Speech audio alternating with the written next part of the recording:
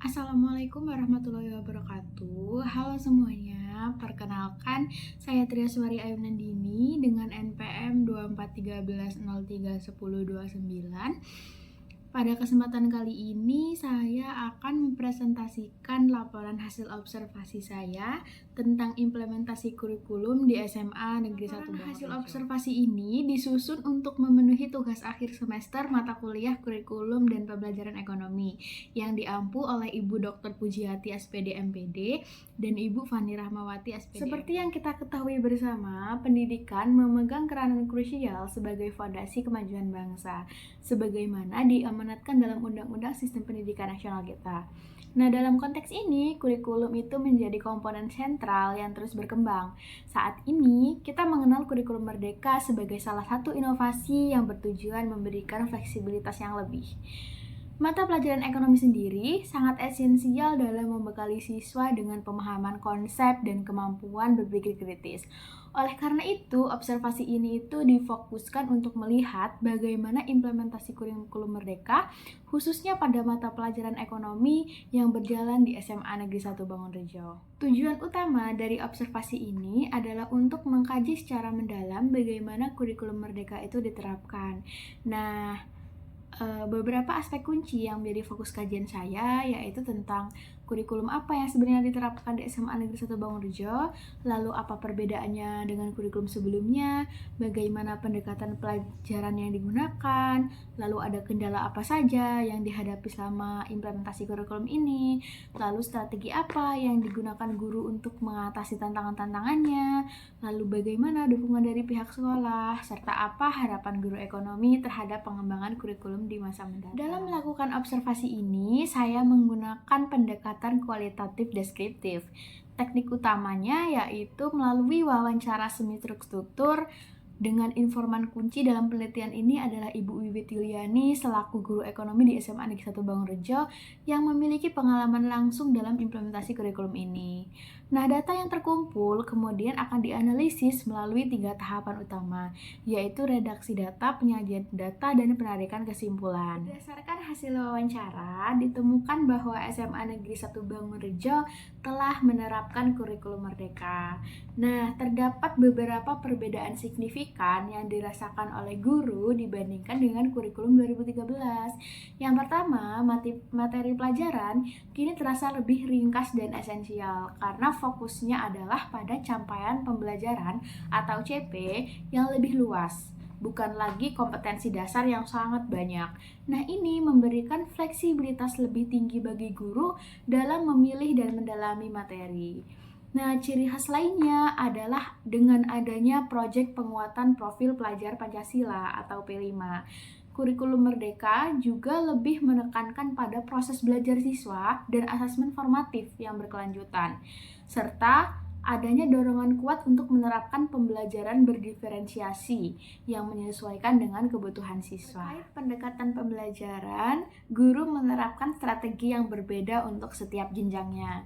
Di kelas 10 atau fase E, fokusnya lebih pada pengenalan konsep dasar dan bersifat eksploratif. Kemudian di kelas 11 atau di fase F, materi menjadi lebih mendalam dengan analisis yang lebih kompleks. Dan untuk kelas 12, fase F lanjutan, pendekatannya lebih analitis dan aplikatif, termasuk persiapan untuk studi lanjut. Namun, implementasinya, guru juga menghadapi beberapa kendala utama. Di antaranya adalah perlunya perubahan mindset guru dari yang semula menjadi pusat pembelajaran menjadi fasilitator. Kemudian, penyusunan modul ajar yang efektif dan terintegrasi P5 juga membutuhkan waktu dan kreativitas. Lalu ada manajemen waktu antara penyampaian materi esensial dan pelaksanaan P5 juga menjadi tantangan.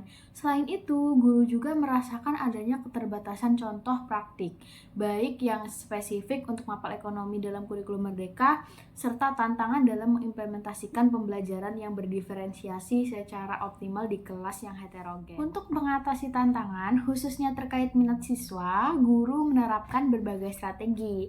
Beliau berusaha melakukan kontekstualisasi materi dengan menghubungkannya pada isu-isu terkini atau kehidupan sehari-hari siswa.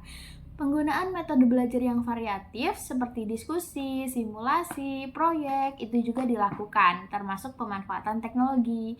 Nah, dari sisi sekolah, Bu Wiwit menyampaikan bahwa SMA Negeri 1 Bangunrejo telah memberikan beberapa bentuk dukungan, seperti penyelenggaraan IHT atau in-house training, pembentukan komunitas belajar internal, adanya kesempatan studi tiru, dan dorongan untuk aktif memanfaatkan platform Merdeka Belajar atau PMM. Nah, yang terakhir, guru memiliki beberapa harapan penting untuk pengembangan kurikulum di masa mendatang.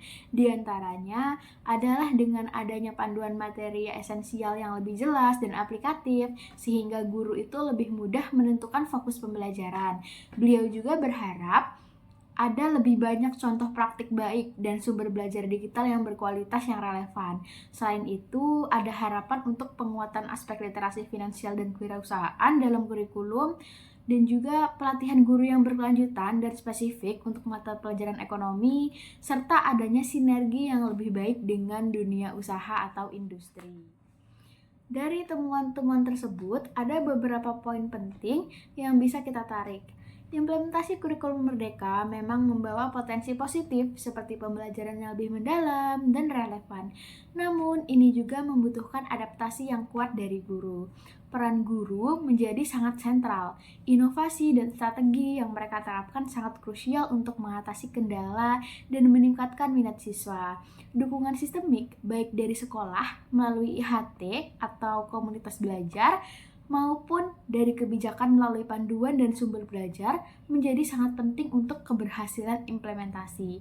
Dan yang tak kalah penting, harapan-harapan yang disampaikan guru mencerminkan kebutuhan nyata di lapangan untuk meningkatkan kualitas pendidikan ekonomi yang lebih aplikatif dan relevan dengan perkembangan zaman.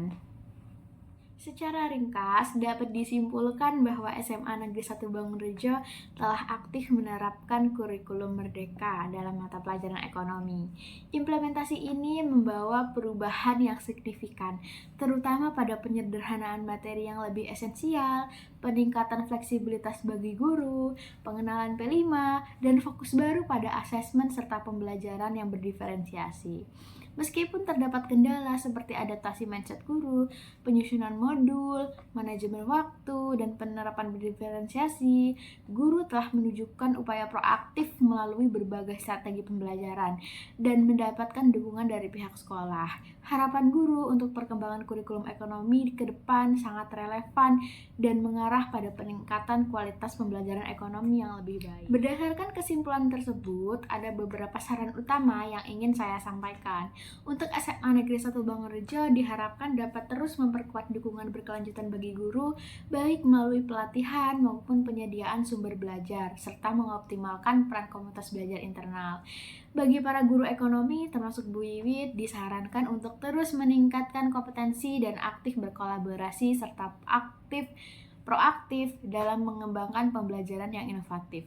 Nah, untuk pemangku kebijakan seperti Dinas Pendidikan atau Kementerian diharapkan dapat menyediakan paduan materi yang lebih esensial dan konkret, memperbanyak contoh praktik baik, dan meningkatkan ketersediaan sumber belajar digital yang berkualitas. Presentasi hasil observasi yang dapat saya sampaikan. Saya mengucapkan terima kasih atas perhatian semuanya dan teman-teman semua. Semoga laporan ini dapat memberikan manfaat dan wawasan bagi kita semua.